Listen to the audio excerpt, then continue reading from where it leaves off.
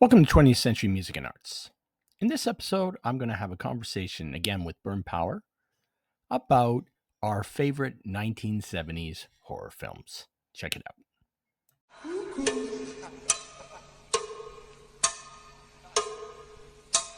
Time!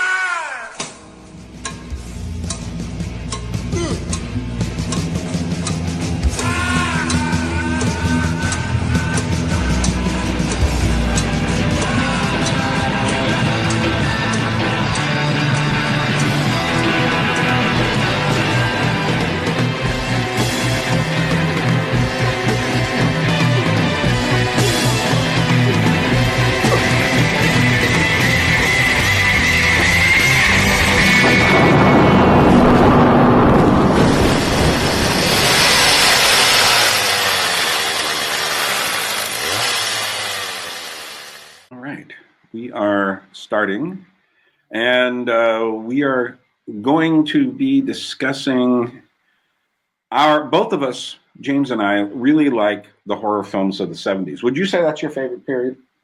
Yeah, definitely the 70s. There are people who will argue that the 80s is better, and I'm not one of those, because what I see with the 80s is a tailing off. Yes. Okay, yeah, the 1970s, it's just the general way films appear in the 1970s that there's this already very gritty, really, how do you say, like gritty realism that was in 70s cinema in general. Right. And when you apply that to horror, it works so well. And so the one list of films I've chosen today, you'll see that grittiness in all of them. Yeah. And I remember growing up, I was born in the 70s, but I grew up in the 80s. And I remember watching horror films on television, and it was the gritty 70s ones that really shocked me the most. Mm-hmm, mm-hmm. Well, it's one of the reasons for that is that up until 1968, which is a pivotal date in cultural history, 67, 68 is when things really changed. And I think it's 68 is when they bring in the rating system in America. Yeah. By doing that, I don't know when it happened in Canada, but by doing that, they made it possible to make films that were not for children. Yeah. So prior to that, you would find things like there were very edgy horror films before that. So, for instance, The Tingler. Have you ever seen The Tingler? Yeah, William Castle. Yeah. Now, I remember watching that on television as a kid in the later 60s, and that freaked me out. You know, and there was nothing about it saying might not be for children. You know, It's just a scary William Castle film. And I liked 13 Ghosts and House on Haunted Hill. Another one, of course, there's Psycho. And, if there's a movie that is not for children, it's Psycho. You know, it's just simply because, hey, you can't even understand it as a child. It makes no sense. And it's just scary as hell. And there were more and more of these kinds of films. And the one to me that's really the horror film, the first one to really be on the 70s side of the rating system for me, I mean, there were others, but for me, the dividing line for horror films is Night of the Living Dead. Yes, for sure. Would you agree?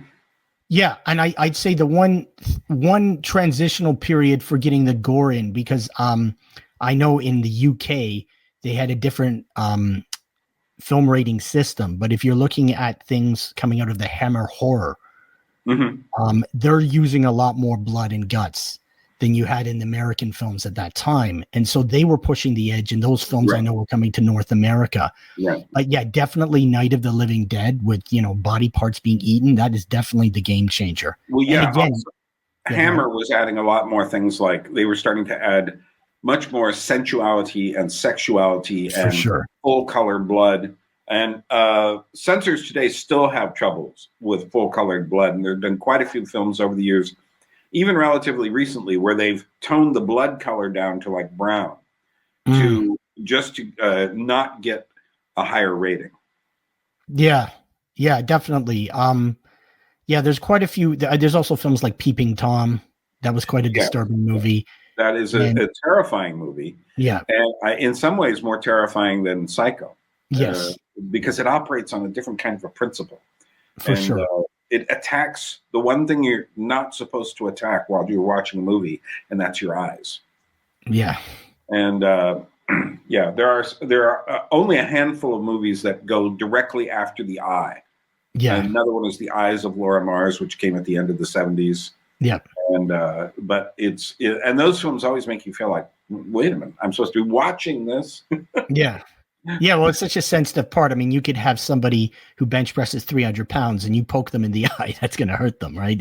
Right. But what it is you're attacking the organ they're using to consume the thing. It would be like, it'd be hard to do this with another thing. It'd be like having food that attacks your mouth, with super hot food, or something, super bitter food, or having sounds, which certainly has happened, to attack your audio senses. So having things that attack your eyes in one way or another in films is a very strong sign. And the interesting thing is, if you're dealing with dead bodies, the one thing that would get attacked is your sense of smell very quickly. Right. So when do you think the 70s films ended? Okay, so this might be a little, I don't know, you could argue this point. I would argue what brings in the new, sort of the second wave of horror films, or at least what I would call like I don't know if I use, maybe I'll use the term modern, is the release of Halloween in 1978, because that was such a game changer in terms of how much profit it made, that so many horror movies came out, both with big studios, small studios, right up until about 84, 85-ish. There was this absolute boom in horror. With the 70s films, yes, you have both underground and mainstream, but you have these very big releases of horror films in the 70s. When you were talking about films being produced for adults, things like The Godfather and things like that, you have these big box office hits in the 70s, and it has that slow pace of 70s filmmaking that's completely absent in film now. Yeah. I tend to put The Shining as basically the last 70s horror film, because it's the big box office film. It's the Godfather of horror films. It's this, epic kind of thing that is meant to draw in a big audience, although it was quite divisive at the time. And I remember I would include The Shining with those 70s horror films, but I wouldn't include Halloween with it. No, well, the thing about Halloween is I think Halloween is a 70s film that is the game changer. Yeah. The one that comes after that that's really important is Friday the 13th. Yes. Because that sets up the copycat thing. And suddenly, if you just had Halloween and there wasn't much more after that, you'd say, okay, interesting part of it. It's the 70s. But as soon as you start doing, they started doing so many sequels, many of them coming from Canada, by the way. Yes, that's true. Sean Cunningham was from Canada. And then you had like Terror Train, and what were some of those other ones that were Canadian origin? Well, you had My Bloody Valentine with that's the big Canadian one. You have, what's that one that's got that really creepy skating scene? Curtains, I think it's called. Yeah. Was Prom Night also? Yeah, Prom Night was filmed in Scarborough in Toronto. Right. Yeah, Prom Night was Canadian. Yeah, and most people didn't realize that at the time. I don't know, did Canadians even realize that? Well, people saw like the Scarborough Bluffs in that film as well. I think Terror Train was also Canadian in production. Yeah, it was. Yeah. And of course, many of these films starred Jamie Lee Curtis. Many of them had Tom Savini doing the special effects. Yeah. And so, I tend to say, and also because of the way I look at decades, 1980s is really part of the 70s. But if you just look at the material coming out in 1980, a lot of the horror film is all this new slasher stuff. So I look at slasher films in horror much the same way I look at punk rock as something which came out during the 70s, but it really wasn't a part of what we tend to think of as 70s rock music. Yeah, I would totally agree with that. I would absolutely agree with that. And there's a lot of overlaps in the kind of movies they are and music they are. They're these low budget, do your own thing, do it yourself. You don't. It's not about the quality, And when it comes to the movies, it's about the scares. Yeah.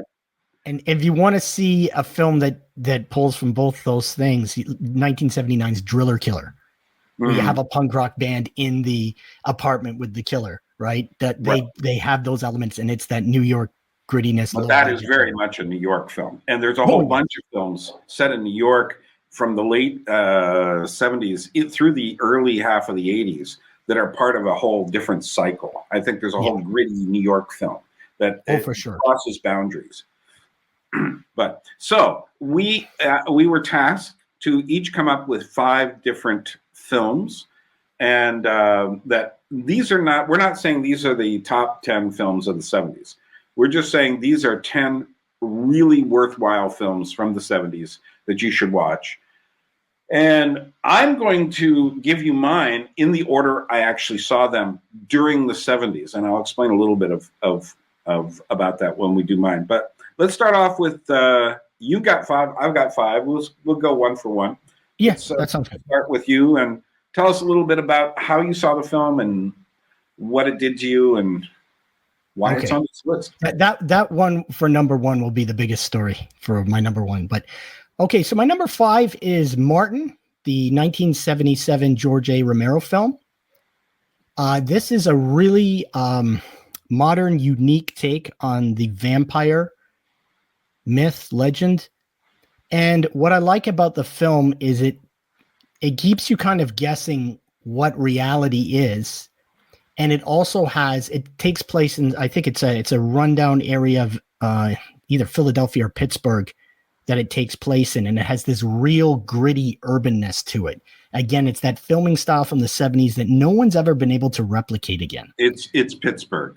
It's Pittsburgh, Romero, yeah. If Romero, it's always in or around Pittsburgh. Yeah, Pittsburgh, that's right. And so I don't want to give too much away, but the film is basically about a guy who is a vampire, but we don't know if he actually is like, a vampire who's been around for hundreds of years, or if he's just a deranged person who's addicted to drinking blood. Right. And he even has a kit where he makes women unconscious by injecting them. And when he holds out the kit, it brings up images of drug addiction and heroin addiction and that kind of thing.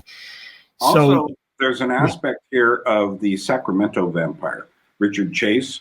There's an overlap here. It's certainly not any sort of story about him. But. Yeah. There have been cases of serial murders. There's one in Germany. I forget the name now. People who drank the blood of their victims. Yeah. And vampire of Dusseldorf. Yeah, that's right. So it pulls on that, but then you have with Martin also, like, this is sort of a prototype of an incel. He's someone who can't socialize well. He has this awkwardness with women and sexuality. So you have this very isolated person living with his older cousin who's like from Lithuania, I think, and he's a bit like the guy in Basket Case. Yeah. There's elements of those similarities between those two characters for sure. Right. And so what I like about this film is you're guessing. You could take in the whole vampire legend because they hint at that in dreamlike sequences, but you don't know if that's just a fantasy of the main character. And of course, his cousin's convinced. He calls him Nosferatu to his face, and it's like trying to get him garlic and crosses, but none of that really works with Martin. But then Martin is also kind of disturbed as well, and you're not really sure what the truth is here. And that's what I really like about the film, is that it doesn't give you exact answers. And again, it kind of looks at the contrast between the images of the gothic romantic vampire and then this gritty, industrial areas of Pittsburgh, there's nothing romantic about them at all. And it's the contrast between those two things that I find so fascinating. Great. So my first film is, now actually I have to confess, Martin is one of the few Romero films I've never seen. So you're making me feel guilty. Oh, you got to check that out. That out. I do. I recognize it as a gap in my knowledge. My first film, and one of the reasons I wanted to do this is only films I saw from the 1970s in the 1970s is because, of course, later I went and made up for a lot of time. But also during the 1970s, in 1970, I was 15. 1970 was also the year I became a Christian through the Jesus People movement. So through high school and then afterwards, I lived on these Christian communes. And it wasn't until about 1970, late 77, actually, early 78, that I started seeing movies again. And so so here's the important thing about that. If you look at how old I am, I'm 15 in 1970. Now, what's happened is the motion picture production code has come in. Mm-hmm. And so the only films I've ever seen are basically G-rated and PG rated. You know, Psycho would be like a PG-13 to us today. I never saw it though.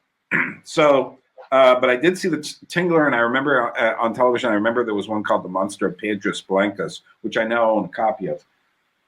That's a creepy one, and it also has a guy's severed head and such, which was unusual for that kind of science fiction fare. So I did not experience any R-rated movies. I think I saw a bunch of us saw Serpico around 73, 74, 75. And it was just a cop thriller mostly. So it didn't have the kind of horror violence and stuff like that. And nor was it particularly edgy in any other particular way. I think there was one scene where someone was topless or something like that. So I did see Star Wars, which was actually, I have to give Star Wars credit for getting me interested in film in a way I hadn't been since I was younger. And although I've never been a big Star Wars fan. Part of it is I also read really good fantasy work before that by people like George MacDonald, great Scottish writer from the Victorian era, who's kind of like Edgar Allan Poe, but hallucinating on Scottish imagery and such. It was just fascinating. But at a certain point, I started getting interested in films. And part of that was because I worked in a bookstore. I had a big experience when I first saw Taxi Driver, which I describe I have a series called Anecdotes, and I think the third one is important movie experiences. And seeing that and all the bloodshed in that was the first really R-rated film I saw that was just like, whoa, what's going on here? And that made me ask, much as punk rock, as I was beginning to be exposed to it, made me ask, why are things changing so much? And so, I remembered the way things were in the 1970s, and there's a certain benefit to having gone with my blinders on, taking them off and going like, oh my, what happened to the world that I remembered? This isn't it anymore. Which is one reason I'd like to suggest to you to catch up on certain horror films from the recent. I know you kind of petered out in the 90s with them, but there's a lot of interesting horror films from the last 2.5 decades. And I think you would find that same kind of experience of like, whoa, because it's just really fascinating. A real horror film that I saw was at some multiplex, and they were showing Phantom of the Paradise. And I kind of came in, again, a film I kind of came in, never saw the beginning for several years, but I came in about 1/3 of the way in. And I'm watching it, and it's got this jokey quality to it. And I'm going, okay. And I can see it's alluding to things like Faust. I know a little bit about that. But suddenly, at the end, there's this huge scene where these masks are being ripped off, and there's all this blood and gore and such. I didn't realize at the time I was watching a Brian De Palma film. Yeah. And that just slapped me in the face. And to this day, whenever anyone says, yeah, the Rocky Horror Picture Show, and I said, no, the real Rocky Horror Picture Show is Phantom of the Paradise. Yeah. You should see that. Yeah. Compare those two, please. So anyway, that was a big experience for me. It was my first real exposure to 70s horror. Yeah, and that's a great film. My friend had recorded that off TV on a VHS tape, and we used to watch it several times a year. It's a fabulous movie. Okay, I'll give you my number 4. My number 4 is directed by Bob Clark. He was an American who actually ended up working out of Canada, and he's known for films like Children Shouldn't Play with Dead Things and Black Christmas. He also did Porky's as well. But that's not the film I've chosen. I've chosen Death Dream from 1974. This film is fantastic. It deals with it's sort of loosely based on The Monkey's Paw by W. W. Jacobs, but not really, but only aspects of it. And it deals with the parents have a son who's in the Vietnam War, and they get the message that he's died, and they're in great distress. And then he shows up later. And what we're starting to realize is he actually still alive or not? And he starts to become more and more intensely antisocial. And that's what makes this film really quite unnerving, is his reactions with other people, in a sense that it's not just the body that could be dying, but it's the soul and the actual morality of the person that's dying as well. And there's some really quite disturbing scenes that I don't know if they do now, with just scenes where he grabs the family dog. It's like this little poodle, and he just, throws it all over the place. And there's also, it really deals well with the idea. I mean, metaphorically, it's looking at the idea of if people who went over to a war zone and come back with very severe PTSD. Right. And how many people were like that, who were just totally screwed up coming back, having seen death and having to hold it in. And then there's also an interesting relationship between the mother, father, and the son. And, you have this mother who just loves the son so much that the son cannot do wrong, even though he might be a zombie. So, yeah, that's a really great film that I wish more people knew about. Right. And for those of you who have not gone over to James's channel, you have a series that's like 3 videos. Is it? Yeah, it's more like 6 videos. 70's. Yeah. Top 7 horror movies of the 70s. And it's six episodes, I believe. And I look at, if you go through that whole series, you can look at the picks, and all the ones that I have on this list are part of the picks. And I do the big names in the last episode. So most of what I put up there is a bit lesser known. But I mean, I could have put hundreds of movies up there. But yeah, these definitely Death Dream is one to check out. It's a very unique film in its concept and how they pull it off. And it is quite low budget, but I think it is aged really well. Right. My next film is, well, by the way, you've got me 2 for 2 that I haven't seen. Okay, so, good. Which is, you're doing well. That's how I know I could respect your videos, because you're mentioning stuff. Wait a minute. I mean, stuff I may have heard of, but never actually watched for one reason or another. So yeah, I mean, that's what I want my channel to be. People can check stuff out, and then hopefully they'll go out and watch the film or listen to the music. So for me, now what's interesting is my last 4 I saw in the same year, and that is 1979. And what I did in 78 and 79 was I left California and I went to Switzerland. And while I was in Switzerland, I started reading more about, I had already started going to see films more. And I have a whole stack of notes that I'd taken from I decided to get serious about what's going on with films, because things have changed so much. So I decided to really start understanding films. Now, I started hearing about this one film while I was in Switzerland that evidently was quite the film. And there was a copy of the European version of Newsweek, which had a cover with Sigourney Weaver on it, looking quite frightened of something. And it was from this movie called Alien. But they also mentioned other films like Dawn of the Dead, and there were several really great horror films that year. So while I was in Europe, I went to a movie theater. Actually, it was when I was leaving in September. I went through London, and when I was in London, they happened to have Alien playing on the same screen that they had Star Wars on. And they had Star Wars running there for a couple of years. So on the way through, I saw Star Wars on a big screen. When I came back a year later, they had Alien. So I had a chance to see Alien on a massive screen. Wow. And I had been reading about it. Well, a couple of things. One is I'd read a about the strange creations of this guy Giger, H.R. Giger, who was Swiss.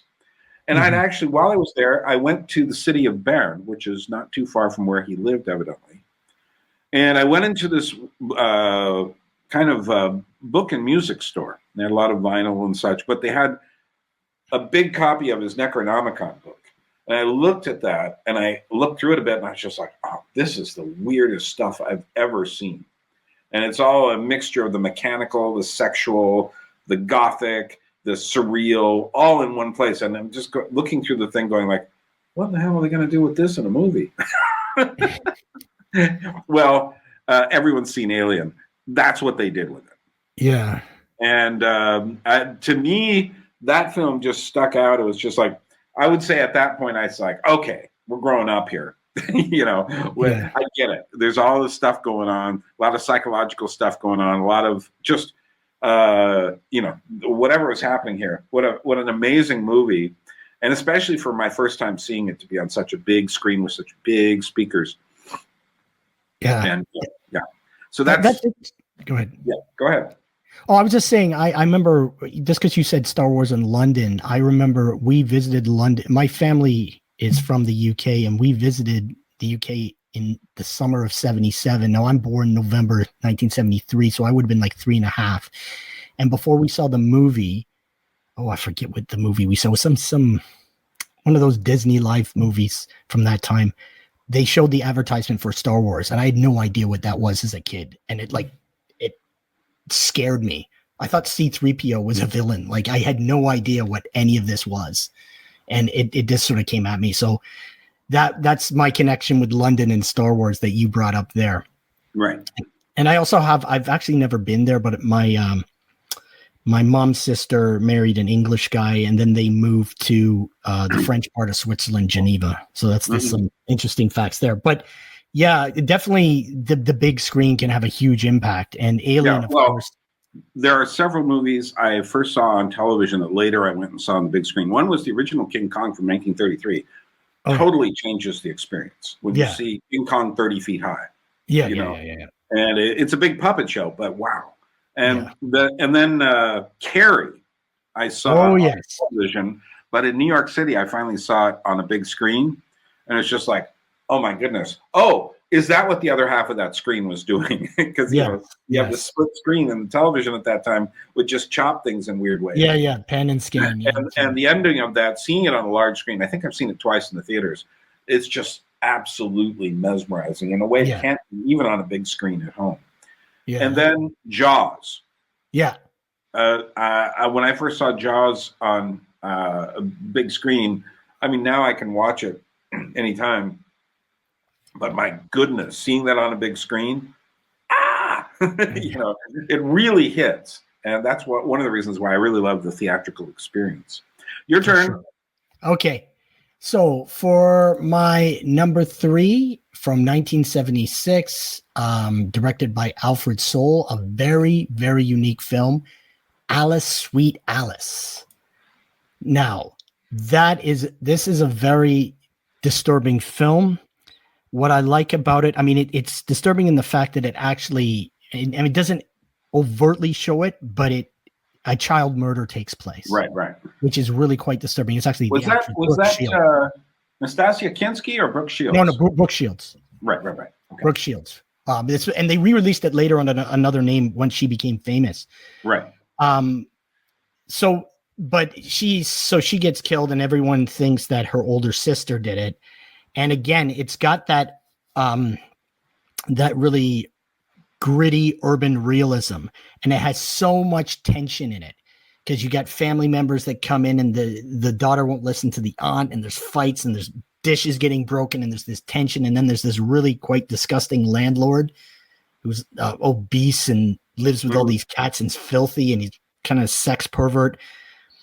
There's him there, and then there's that use of the mask with the killer and this small raincoat, and they got inspired by the raincoat from Don't Look Now. Yeah. Which I'll mention because I didn't put it on the list, though I could have. There are several classics that didn't make. I could have done a lot of movies. This was actually painful to do. So, neither of us mentioned The Exorcist. nor the wait, omen. wait. Just hold off on that. Just hold off on that. What you just said. We'll get to What? that. Oh, We'll get to that. I don't want to spoil anything. all right. All right. Okay. All right. But yeah, that film deals with a lot of issues too, like the decay of the American family. Because the parents are divorced and the father comes back and maybe he gets back with the mother, but there's all kind, and it deals with just a lot of issues maybe happening within the Catholic Church as well. And just again, it's got, even though it takes place in 61, you have that sense of the urban decay in it. And again, it's got a bit of ambiguity about what actually is going to happen at the very end as well, which is what I like about films when there's a bit of ambiguity going on. So yeah, definitely check out 1976 Alice, Sweet Alice. Great. My next one is, like I said, when I came back to California, I stayed there from October 1979 through about May 1980 before I left to go to New York. And when I was there at that time, there was an old movie theater. It was for a while called the State Movie Theater in downtown Petaluma, California, which is about 30 miles north of San Francisco. And it was a legitimate theater, had balconies, a nice size screen and stuff. When I first saw this place, it had turned into an old porno house. And they had, for instance, I remember driving by it when they had lines for Deep Throat. So, it's just, they got like all that stuff there. But eventually it just ground down and it became super sleazy. There was that moment when it seemed like the adult stuff was going to become mainstream in a way it never would. But video killed that. Fortunately, or unfortunately, because now it's all over. So now it's just at your telephone. But then it fell into disrepair and was bought by these people who turned it into a repertory theater. And I sorely miss these.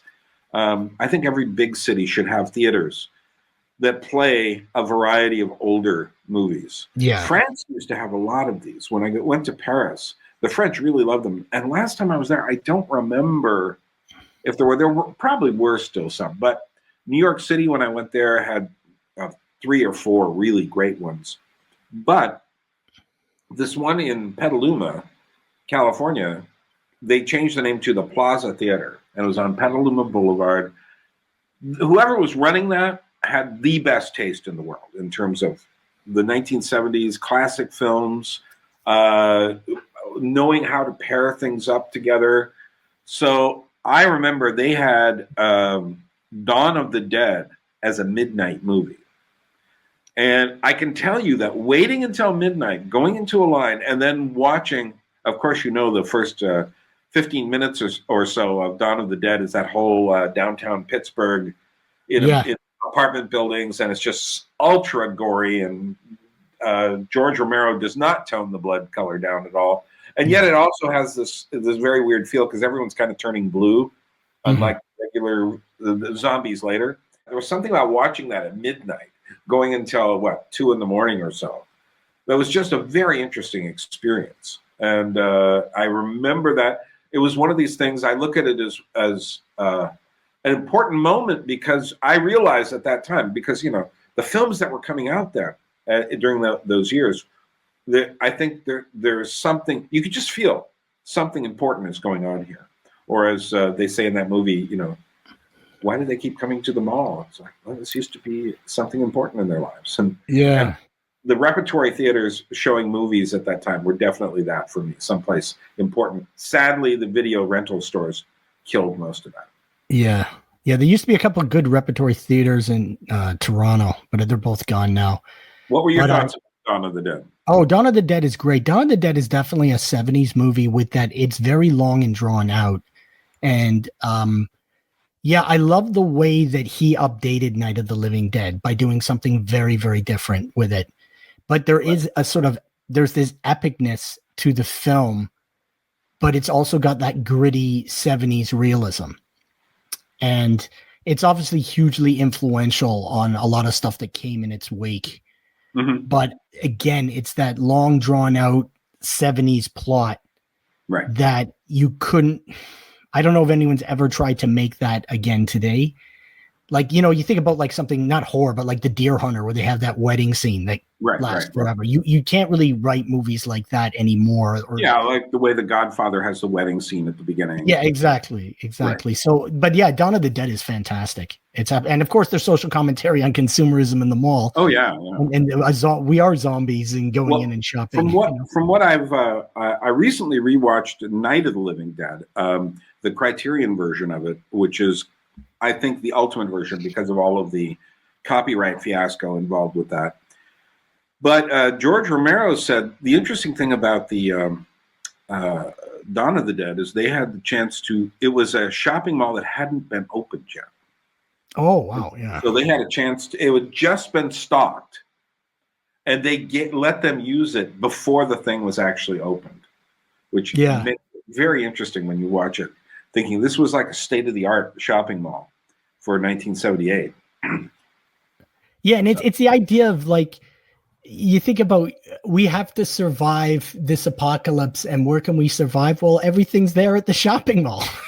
Right? It's an interesting thing. Yeah, well, that's the fascinating thing. And right. Yeah. So, by the way, you're 3 for 3 on me right now. Oh wow! I haven't seen Alice with Alice yet either. Okay. I'm losing my credential. I have no cred left. Dude, well, look, you got. I think this you is got what's great. You got a chance to see all these things, so they're all. I've been able to find. Here's the point: these films were, for instance, okay, you're mentioning the kind of film that was below the radar as soon as they left the theaters. These were not your cool, hip horror films like Dawn of the Dead or Eraserhead. These were films which, because the 70s just threw out so many pulp cult films for later. But the people in the repertory houses did not specialize in horror. Later, I would run into places in New York City that did, or at least had festivals. Mm-hmm. But so essentially, a lot of these kind of sunk below the surface and only got exhumed later. Well, a way I got exposed to horror was by watching a lot of stuff on TV in the 80s. And there used to be a really great, and unfortunately it got bought up and became a Fox affiliate, but there was a great station out of Buffalo called WUTV. And they used to have this thing called Fright Night. Every Friday they'd show horror, and they'd show everything from Universal horror films all the way up to stuff from the 70s. But I also, you'd turn on TV in the middle of the night sometimes and you'd get horror films. And that's where some of my knowledge from horror also comes from. Them just seeing some films just randomly on TV in the 1980s. Yeah. Well, you see, that's something I didn't do, because once I moved to New York City, with the exception of a 1-year period around 1989, I hardly ever watched television. And I watched most everything. I say I did have the Grindhouse experience, though. Oh, wow. So I would go to Times Square and watch 3 movies, for $5 or $3, or it was $3.50 in the beginning. So that's cool. Yeah, but a lot of these didn't come back, you see, and so there was no way to watch them for me. And like I said, I didn't get into collecting videotapes until about 1993 about 94 or 95. 95. So there's a whole period in there. I was just going by what was in the theaters. But at that time, there was so much stuff in the theaters. Yeah. So. Okay, I think I'm going to probably go 4 for 4 here. Number 1 you will have seen, so don't worry about that. But I'm going to go 4 for 4 here. Go for it. Okay, so this is a really quite a creepy, unique film. Well, I want to say I bought 2 films already from your mentions before this already. So go ahead. Okay, and so I've got directed by John Hancock from 1971, Let's Scare Jessica to Death. You got me. Yeah, no. Okay, this is definitely worth seeing. This is a great movie. I've certainly heard of it. Yeah, it's one of Stephen King's favorite horror films. Right. And so when you've talked about films, I won't mention names because it might be on your list, talking about the decline of the hippie culture, this might have been one of the first horror films possibly. Do that. Look at that. So if you look at in this movie, you've got a girl who's come out of an insane asylum. Right. And her husband and his sort of hippie-ish friend. They're driving a hearse, so they're going to a small town to sort of set up shop there in this older home, and the hearse has a big peace sign on it. So you've got this car that's for transporting dead bodies with a peace sign on it, being very symbolic. And what happens is they encounter this woman in the house who they befriend, and you start noticing that people around town sometimes have like bandages on them. And is there a vampire legend? Is this girl a vampire that feeds off all the men that are in the town? Right. And there's this girl that's totally mute that looks like they're trying to warn the main character, but the main character also, you can hear her inner dialogue. So when they meet the girl for the first time, her husband, who's a classically trained musician, starts jamming with her on a double bass with a bow, while the girl's playing acoustic guitar. And the main character, Jessica, you hear her inner dialogue saying, he likes her. Like it kind of whispers. And then there's like an image of her looking at this, they've eaten like lamb chops or something. And it's still quite bloody. And it's like, it's blood, Jessica, it's blood. So you don't know if this is just someone who's having a total mental breakdown. Right. Or is there something else going going on? That she's mute at first? No. She's not mute. There's another girl in the film that they encounter, a young girl who doesn't say anything. So we don't know much about her, but you're not going to spoil it. No. I'm not going to. I won't spoil it. But it's so yeah. Right. If you do, but yeah, definitely this is one to check out. It's got that very early 70s creepiness that I like.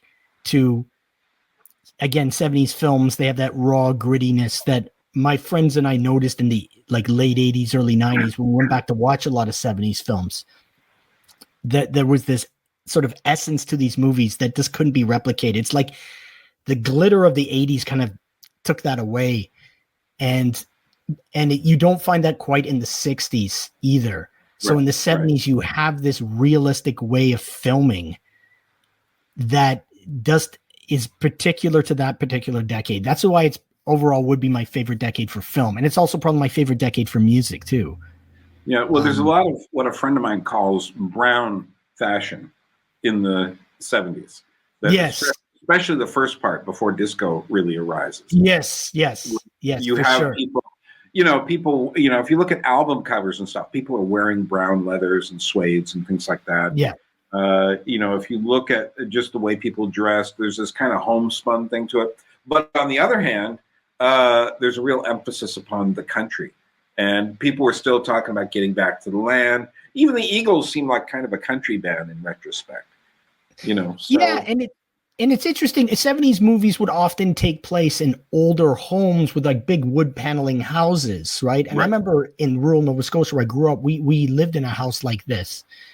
And in the 80s, things just seemed to change aesthetically. And it's interesting because I moved to Toronto in 1980, and all the houses were close together as far as I was concerned, because I was from a rural area. So yeah, the 70s, 60s, late 60s into the 70s, there's definitely this get back to the land sort of thing. And that's in the horror films a lot of the time as well, where you have that rural landscape. That when, punk rock would be the antithesis of that. It's like we're an urban culture. Punk rock, rap, disco are much more urban phenomena. Yeah. And they signal. That's why one of the reasons why I went to live in New York City in 1980 was because I could feel, if I wanted to understand which way the zeitgeist was going and why it came the way it did, I'd grown up in California mostly, and I realized it was no longer there. I mean, there were punk rock bands. Yeah, there were horror films. You could watch them there. Yeah. But California was going into more of a California Uber Alles phase, to reference. And the Kennedys, talk about a prescient song for even today. But I think that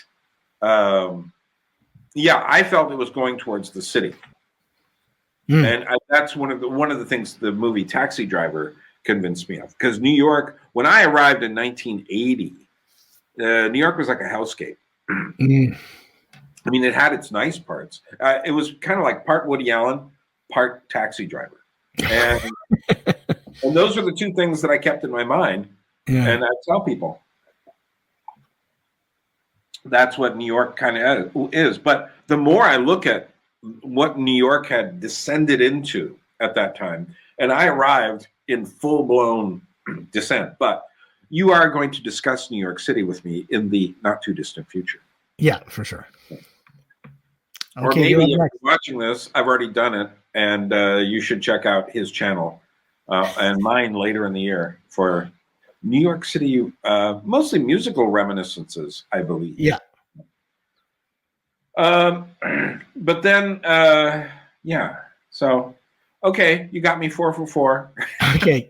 But you know, the year 1970, I was 16 years old. There was no way I was getting into an R. I don't know if that was an R-rated film, but I wasn't getting into a film like that at that time, and especially given the fact that I joined these groups. So that film had disappeared from public consciousness by the time I was doing much more exploratory work, which is exactly what's happened with all the films you're mentioning. Although I keep going back and I'll find one or two, like you mentioned that film in your series, you mentioned the film Lamora. Yes. I think that's a fascinating film. Imperfect, but fascinating. Oh, yeah. And it almost made my list here. Yeah. I've owned that for about 5 years on DVD. So I will go back. But truthfully, I probably know much more about horror films in the 1920s, 30s, and 40s than I do about the films in that kind of period right there, which is weird. You'd think I would know that, but you can't know everything all the time. That's what we do. Yeah, we got films to check out now. This is great. Yeah. So my number 4 is a huge one, and it's a huge one in my life. I believe in my anecdote series, yes, I'm sure I did, I discussed going to a theater and seeing this film. And this film came out back in 74, but I didn't see it till 79 because it was now perpetually making the repertory theater circuit. And that was Texas Chainsaw Massacre. Oh, yeah. Back when it was 4 words. Chainsaw Massacre, the original one. And but I saw it as a double feature at the Plaza with The Hills Have Eyes, followed by the Texas Chainsaw Massacre. And The Hills Have Eyes just blew me away. And I was just sitting there going, okay, one dog is named Beauty and the other is named Beast. Beauty dies. Welcome to the 70s. And then I go like, the cannibal, the normal family turns into as becomes as violent as the cannibal family by the end. And I was just seeing all of these themes and such. I'd actually read this article by the late Robin Wood, who was a film critic of some note, who did a lot of psychological and political theorizing about films. And he wrote an article, if it wasn't The Return of the Repressed, which was another article I'm sure he did, it was very similar to that. But he wrote this in 1979. And I read this, and he completely spoiled the plot of Texas Chainsaw Massacre for me. But it was coming up second on the bill. So my brain was in overdrive because I was really starting to see, oh yeah, horror films actually can say something. They actually have a meaning. Little did I know, I just watched a film by Wes Craven. So no slouch in the horror department. So now, after an intermission, and the nice thing about the Plaza is it had kind of a shishi food section. They had popcorn and such, but they also had cheesecakes and things like that. They hadn't quite got to the wine stage yet, but they were pushing that way. Texas Chainsaw Massacre came up. My brain was ready to receive it, and I was just simply blown out of my brain. I walked out of that going, it's just like, I get it, and. I'm not going to go into, if you haven't seen the Texas Chainsaw Massacre, just stop this video. If you have to stream it, but I would suggest buying the Blu-ray. Watch this crud in the best way possible. And make sure you don't buy any of the other versions of it. Certainly not first. But it still holds up. Oh, for sure. It's like someone, it's just like, our nails are sharp. The chalkboard is ready for, most people, what's a chalkboard?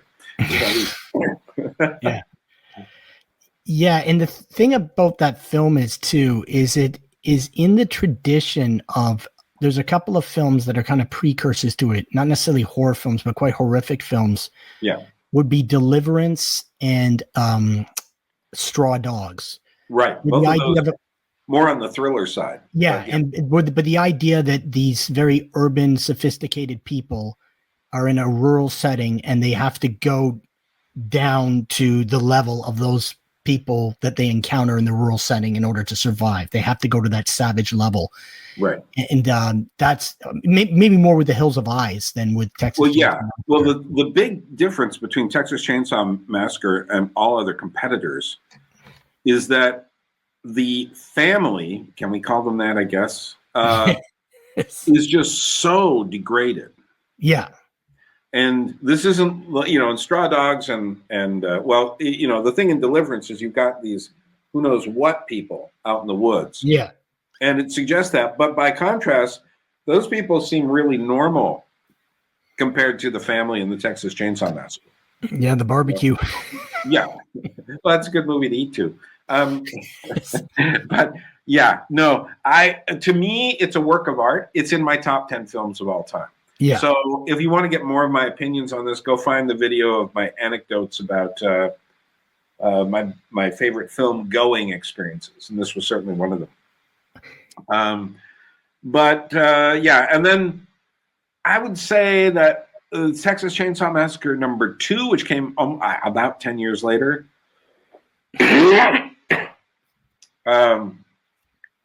is funny and worth watching. And it's got obvious horrifying elements, but it doesn't capture the same. No, and it's 85. It's got that 80s gloss. And then I do humor. have some respect for the remake by Marcus Nispel around 2003 or 5 or something like that.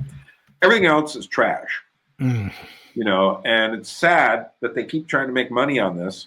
Yeah. I have not seen the one that has early performances by Matthew McConaughey and Renee Zellweger in it. I hear it's trash, but there's a part of me that just is curious. Just yeah. It's like for those days when you don't want to watch anything of quality. And I think what else is disturbing about that film is it challenges some of the ideas of horror, because most horrific events in horror films, not all, will happen at night, and these events happen during the day, and it's so matter of fact. Like it just happens, and you see the body quivering on the ground, and it's without the music and the hype, the things that kind of ruin a lot of movies. It's that gritty, matter of fact realism that makes it so unnerving. Yeah. For me, the design of the film is absolutely incredible, especially inside the, shall we call it, the White House. Just the bed frames made out of bones. Chickens hanging in cages, just all of this weird. I mean, that's the thing that eventually I wrote a whole series of essays on American Gothic culture. And I think that's the thing that prodded me many years ago. So it's been about 45 years since I saw that. And it just was, and I've shown this film. I took a friend of mine in New York City to see it when they re-released it on the screen. And she thought she was cool. That film totally showed her she wasn't. There was a kid in Alaska who I was teaching, and she thought she was cool.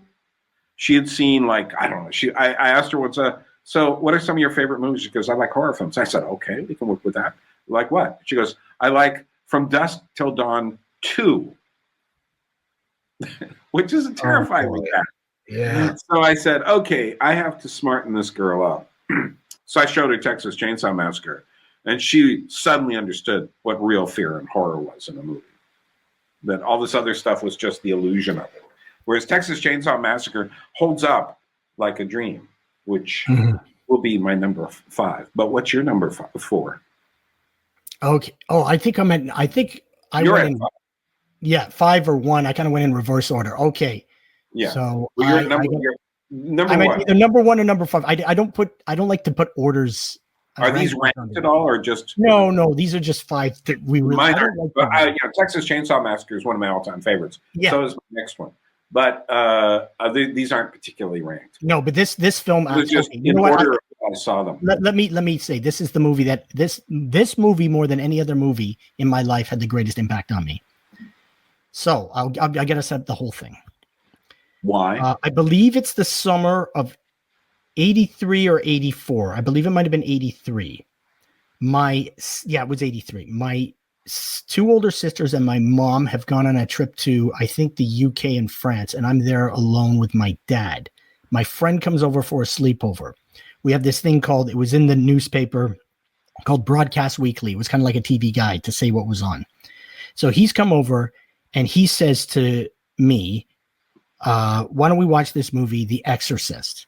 And I went, okay. And I'd seen like Universal horror films and stuff like that, but I'd not really seen a lot of horror films. So my dad was more interested in staying in the backyard and drinking rum and coke. So he was just like, yeah, whatever, go watch that, you know? Oh my goodness. So this movie, I didn't get through the whole thing. I must have been 8, 9. Yeah, this would be impossible to watch at that age. Oh my goodness. When she turns white and she starts growling. Oh yeah. I was absolutely terrified. I've been never terrified like this again in my whole life from a movie. And I think I got up to the part where her head does the 180 and she goes in the guy's voice who got pushed out the window. Do you know what your daughter did? Right? And at that point I ran out of the room and my friend runs behind me. I was scared of everything for like a year after that. Like even that night we had set up a tent in my backyard and I'm trying to sleep and my friend, because it's very dark, his face looks white like The Exorcist. Like I'm terrified. I'm afraid of looking at things and I'll see that flash of that white figure that's in that guy's what was Father Karras's dream. Right. I no horror movie ever lived up to this again. So I've been fascinated by horror movies. I've been kind of scared by horror movies, but nothing to the sheer terror that this film invoked in me. I don't even think any other horror film is even comparable to this film. When did you go back and watch it all? Oh, I watched it I remember watching a little bit of it on a black and white TV just because I was so scared. Right. The second half, and because some people had told me about it, like I was so scared of it. Let me just put it this way. There was a magazine parody of it called The Chexorcist, and I wouldn't even read it. I think SCTV comedy show in Canada, they were doing a thing on making a joke of The Exorcist, making it like an exercise program. I wouldn't even watch that. Like even any association with it, I was so terrified. I was worried of looking in mirrors and seeing a face. Like I was just terrified for like years. No, you got that much too young without any preparation. No, this was like a sledgehammer to the face. It was too much. So after that, like every horror movie never really scared me in the same way as that did. Like there were some films that did creep me out, but not like this. I was so beyond terrified. So that one is so ahead, not just from the quality of the film, which I think holds up. And it's funny because when I was living in South Korea with who's the woman who's my now wife, I watched it with her and she was just like turning and grabbing onto me watching these scenes that I remember being terrified as a kid. And she was just so blown away that then we would show it to some other people in Korea. Have you seen this film?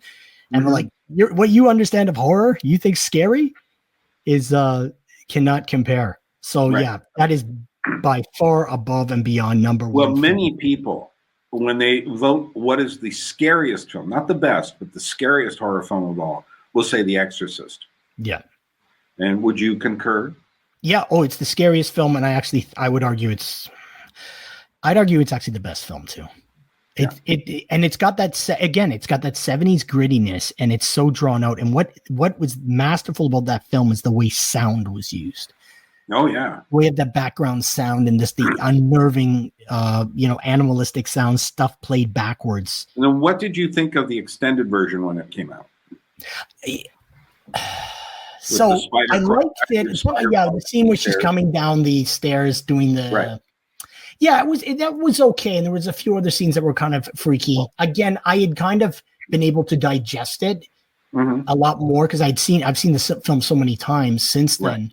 So I did like beyond an impressionable age. You hit it at a traumatic age. Oh, for sure. I mean, my mom was so upset with my dad when she found out that he allowed me to watch that, right? Right. Like right. I'm in the late 70s when I was like 4 or 5, they wouldn't even let me watch Starsky and Hutch. Okay, so they, but this was a couple of years later. I'm 9, but still. Film. It's good for him. Yeah, but I remember in the broadcast weekly it said guaranteed to give nightmares. So that's what my friend wanted to see, right? So yeah, that is beyond. That's just a masterpiece of cinema. That's one of my favorite films of all time. Yeah. Well, for me, it's never been as scary as it's been for other people, and there's a reason for that, and that is the group that I was in. We started getting into what we call deliverance sessions. And so we would go over to people's houses. I ran into something like The Real Thing, which was not obviously as dramatic and with as many prosthetic applications as the film. But I ran into that kind of thing before I saw the movie. I didn't see the movie in the 70s. Mm-hmm. I did see, however, I remember driving on the street and seeing the lines for people going in. And they were there for like weeks and weeks. Yeah, and I heard people had heart attacks in the theater and all sorts of things. No one had ever seen a film, and yet people were desperate to see it. And I think it had something to do with the tone of the times. The 70s really felt apocalyptic and dark and depressing. And it was also right after the 60s. And so all the moral gates had just been thrown open.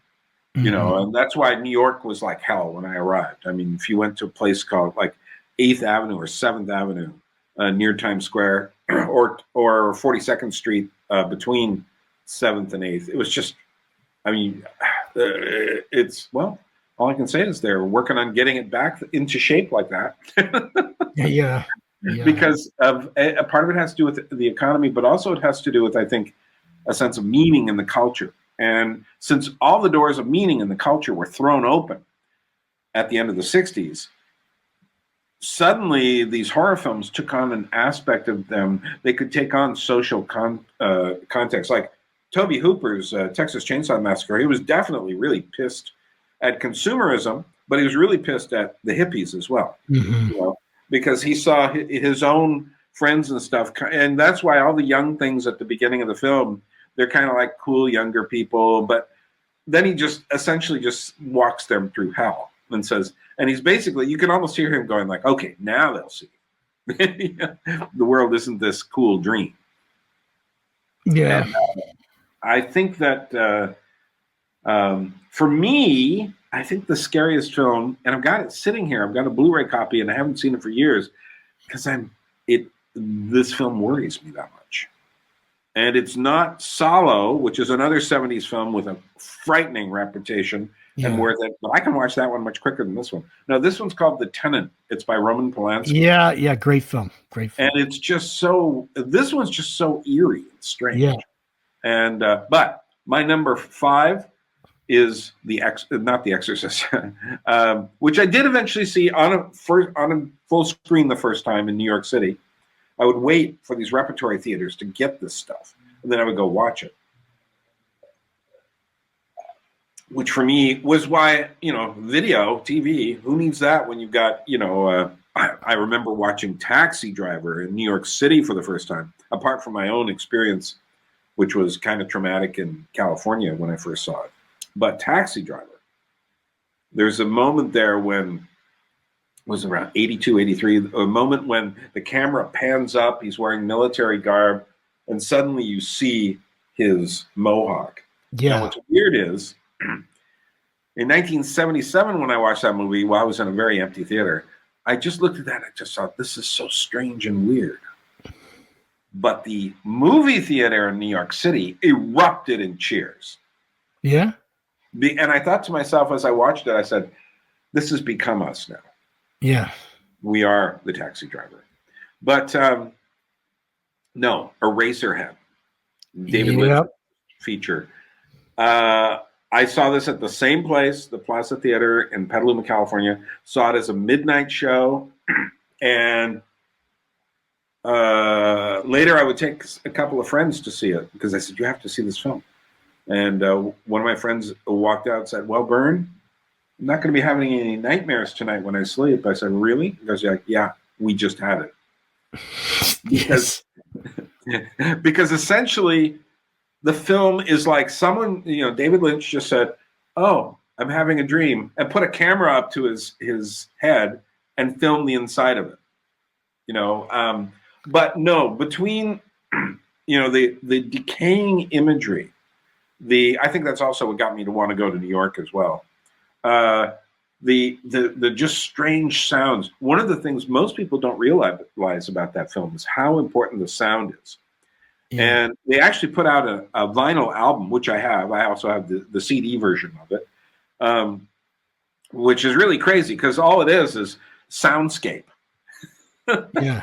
It's like an industrial ambient album way before anybody had ever thought of such a thing. It came out about 1981. And it's just 2 tracks, turn it over, and you hear the rest of it. And then occasionally a bit of Fats Waller organ music will fade in. The song In Heaven comes in. You hear them talking. It goes, oh, you really are sick. And so it's this weird thing. I mean, you've seen Eraserhead, I'm assuming. Yes, many times. Yeah, and but seeing it on the big screen, seeing it without any preparation for it,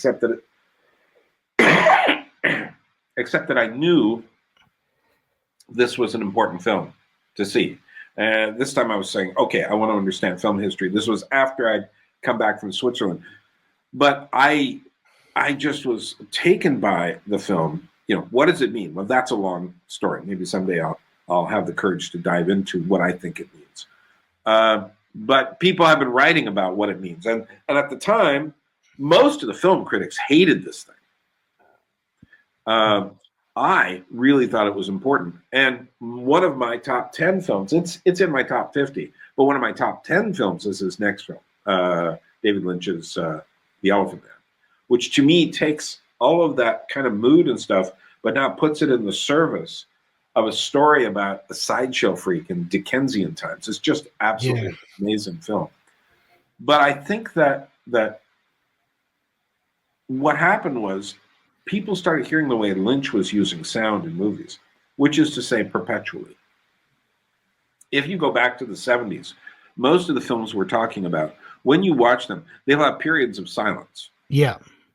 Whereas by the time you get to the 90s, most films, and I think this is under the influence of David Lynch, and his sound engineer, Alan Splett, who's, I think, one of the most important people in sound in movies.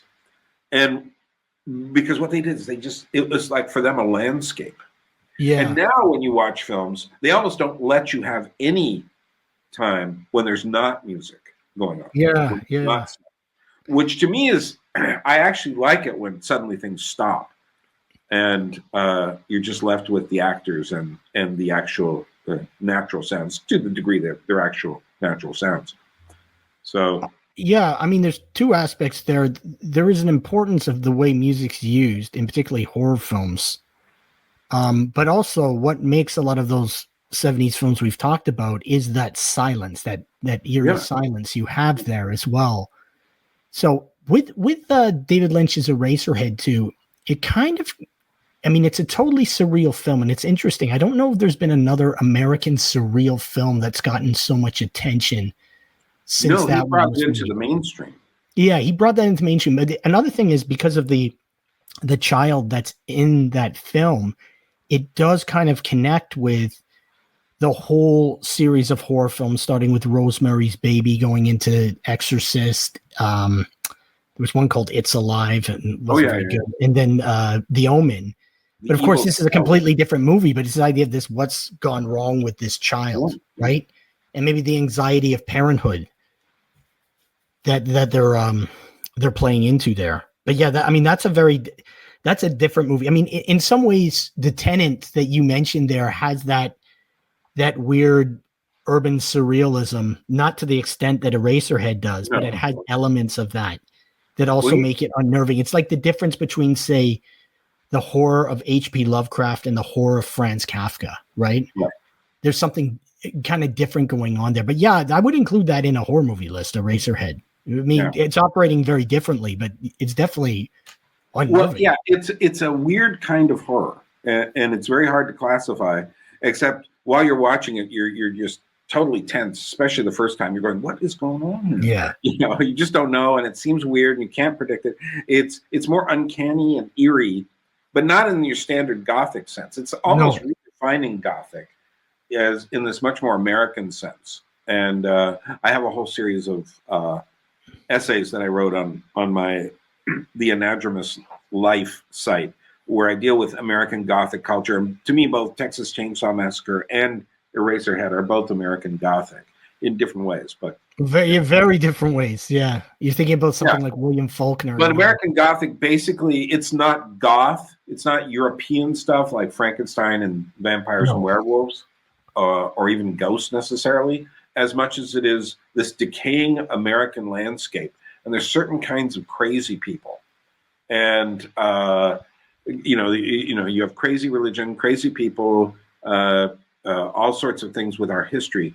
And to me, Tom Waits is a great American Gothic type of musician. For sure. Well, this was enjoyable. Yeah, that's great. So I could give you another 5 movies, but we'll do that another time. Yeah, well, let's say goodbye to this, but don't go anywhere. No, I'm not leaving. Turn off the recording in a moment.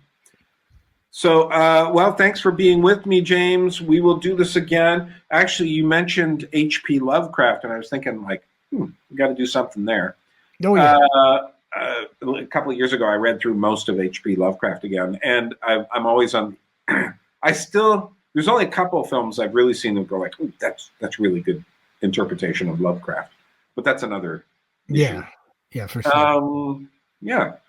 Well, we will meet up very soon again. Yeah, and, for sure. It was great talking with you, Byrne. Always. Okay. Someday you have to think about showing your face. I'm just saying. You don't have to. But no one's going to find you. We're only talking about horror films. Yeah. So. Okay. So I'm going to press the end recording.